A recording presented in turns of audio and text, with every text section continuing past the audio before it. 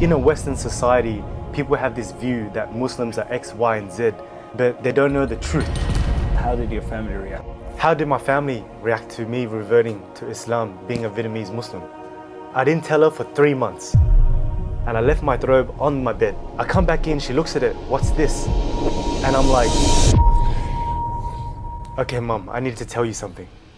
She looked at me and she said, Since we're in Mecca right now, has life become easier since you reverted to Islam?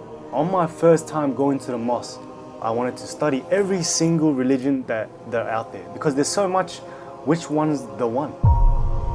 Everything had truth, but it didn't really tick that box until I found it. Oh bro, you're wearing dresses now? Oh bro, you're wearing this now? What will other people think? And then I actually left Islam for last. What was one thing that made you flick the switch? What made me turn my life from partying, smoking, being with my friends, to becoming, as much as I was getting this much monetary gains, I was getting this much women, I can't live like this. Alright, Assalamu alaikum, Hakeem. Walaikum salam. How are you doing? Alhamdulillah. Alhamdulillah, beautiful. Alhamdulillah. Can you take me through it by, I started from the beginning. What were some of the things that began your interest in Islam? From the beginning. From the beginning. So from the beginning, when I was a little kid, I always had this inclination towards something. I didn't know what it was, but I knew after death, there can't be just blackness. It can't be just nothing. So as a kid, I feel like everyone had this curiosity, right? And as you grow up, you think, who made us? How were we made? What is out there in the world? What is out there in space? Is there a God? How are humans made? So I had this natural curiosity, and then, so back then that was fitrah, right? Yes. And that fitrah was that inclination towards Allah. So as I grew up, external society started coming in, right? They started talking, maybe your parents. My parents was Buddhist, growing up in the West as well, and you had your friends, you had your teachers. So all this external society kind of made me go away from that a bit, right? Were they practicing Buddhists, your parents? They went to temple, Temples. but not as much, right? They were more agnostic. Okay. Growing up as a teen, as a primary school kid, I always prayed, and every time something went wrong, I would always, for some reason, last resort, I would actually put my hands out and actually ask someone out there. Something, okay. Something out there. And that was just pure natural instincts, right? So it's crazy that, that right there, and me realizing it now that was Allah speaking to me. But I just didn't have the knowledge of it.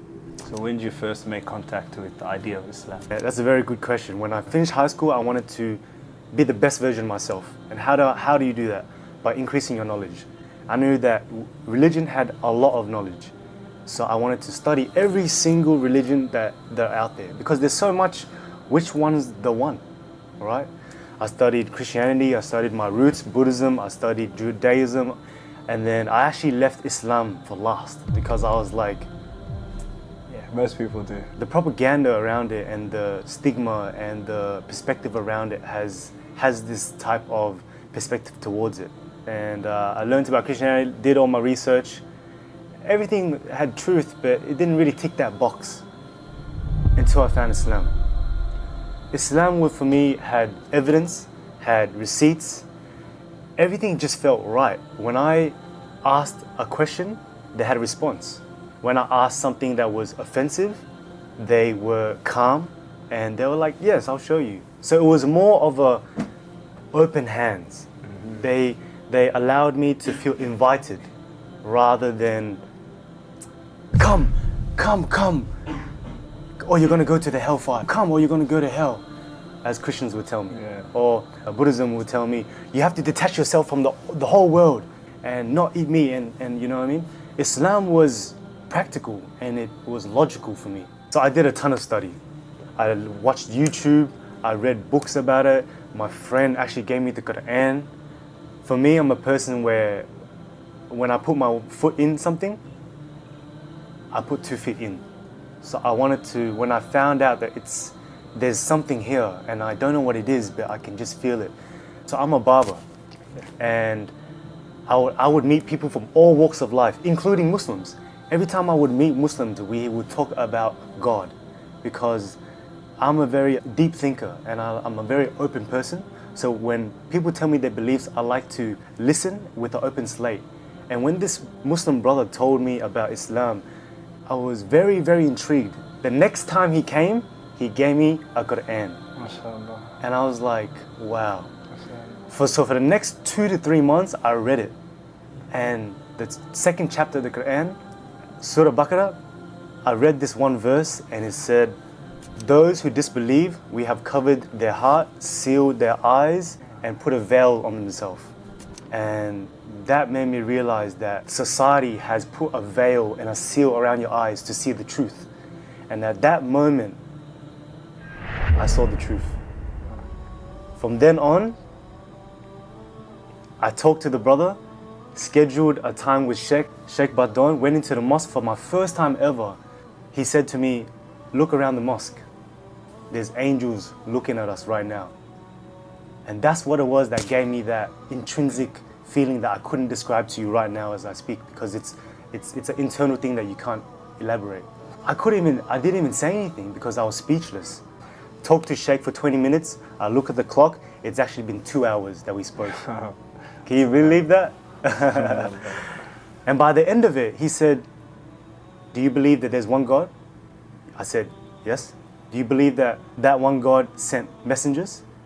I said, yes. Then you're a Muslim. I said, then let's do it. So at that exact moment, on my first time going to the mosque, I reverted that night, the 13th of March 2023, 10 days before my first Ramadan. How did your family react? Specifically, mom. So I reverted. I didn't tell her for 3 weeks. And on the last week of Ramadan, I was going to go to Taraweeh prayer. Went, took a shower, and I left my robe on my bed. And I come back in, she looks at it, what's this? And I'm like, okay, Mom, I need to tell you something. Wow. I'm coming out the closet. Coming out the shower. And I told her, Mom, you know that I've been studying Buddhism, you know that I've been studying our faith, you know I've been studying, doing all this research. She's seen my book. I told her, Mom, I'm Muslim now. I reverted 3 weeks ago. And I told her about it, I went too deep about it. I said it with a calm voice. And she looked at me and she said, I trust you. In my heart, I said, Alhamdulillah, because I was so grateful. I had a beautiful mother that was understanding, that was trustful. My family is just my mom, me, and my little brother. As the oldest man in the house, I felt like I had a duty. I had a duty to fulfill in my family, to provide for my little brother and provide stability for my family. And her realizing that I've made this decision is not just because of hocus pocus. It's because there was a true depth intent towards it and a true human purpose. Yeah. And that's how my mom reacted. Beautiful, that's very beautiful. Alhamdulillah. How was your first Ramadan? My first Ramadan, if it's worth doing, it's worth doing right. Like I said, when I go 1 foot in, I gotta put both in, right? I wanna do it properly. So I fasted, it was so tough. But even though you're not eating and you don't have energy, you had a spiritual energy. And that spiritual energy lifted me throughout the whole Ramadan. And during then, it allowed me to see myself for who I am, because the shayateen is the one that's locked up. Shayateen is Satan, the devil. He's locked up during the month of Ramadan. So that means that whatever sin you do, whatever thoughts in your head, whatever negative thoughts I had during then was not from the devil. It was from me, my inner self. I had voids that I needed to fill, and Islam was the one that filled it from my heart. Oh, that's amazing. I was just thinking about how just after reverting, you got 30 days of practice without shaitan interfering. So that's beautiful, inshallah. Yes. I'm going to finish off with some questions that some of the boys are asking, inshallah. These are the boys asking. Okay, let's do it. Yeah, let's the boys trip. What are some challenges that you faced after reverting? The first one would come straight to mind would be, what will other people think? In a Western society, people have this view that Muslims are X, Y, and Z, but they don't know the truth. What was my mom gonna think? What was my friends gonna think? Oh bro, you're wearing dresses now? Oh bro, you're wearing this now? So that was the thing that naturally humans are inclined to be a part of the pack. And being a part of the pack in the West and in Australia can be good or bad. But I had to realize and I had to make that decision that if I wanted to become and be on the path to the truth, I had to make sacrifices. And I learned and built a mental model that I've made a lot of sacrifices in my life. And if I make this one sacrifice for what I believe and that I've felt in my heart, making that sacrifice for what other people think for Islam is a no-brainer. What was one thing that made you flick the switch? Okay. What made me flick the switch to turn my life 180 degrees from partying, smoking, being with my friends, doing X, Y, and Z, to becoming on this path towards being a righteous Muslim? That point was when I said, I can't live like this. It's just a cycle of you having your fun and then going in a rut. Yeah. When you go in that rut, your heart is impure and your heart is contaminated. That's how I felt. I felt a void in my heart. As much as I was getting this much monetary gains, I was getting this much women, it left a hole and a void in my heart. So I wanted to find something that will fill it. And I looked at doing self-improvement, I looked at doing gym, got my body up, still felt it. Got my mental up with self-help books, still felt that emptiness inside. So when I found that truth, that's when it flicked. This is it, and that's when I'm gonna go 2 foot in and do it as best as I can. Beautiful. Alhamdulillah. Last question. Of course, life as a Muslim is very easy. But it's also, the duality of it is that it's also hard in its way where we're grateful for it. We are grateful for the hard, but it becomes easier for us because Allah makes it easy for us.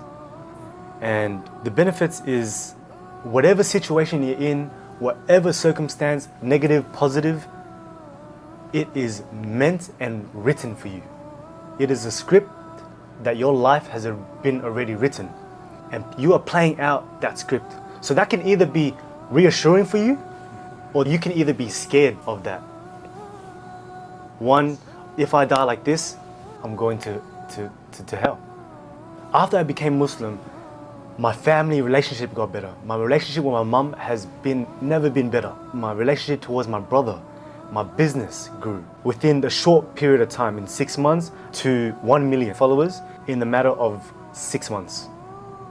And alhamdulillah. Inshallah, all to be used for the right reasons. Alhamdulillah, it's amazing. And all right, so one more question, inshallah, since we're in Mecca right now. Alhamdulillah, we've done our Umrah. We've been in Medina for quite a while. Alhamdulillah, spent some time there. How do you feel being here for the first time?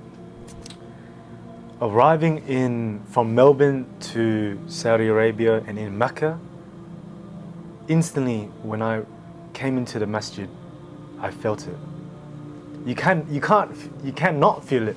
You come in and you already feel the vibrations. You feel the aura in the air. And to complete my first ever Umrah as a Revert Vietnamese Muslim is, honestly, I thank Allah every day to put me on this path towards Islam. And completing Umrah was a thing that I just know it's going to be a thing that is going to be great for me when I come back, because I'm going to apply what I've learned and what I've connected with Allah, and I'm going to do my best and make the intention to maintain that consistently wherever I am, Melbourne, traveling, anywhere.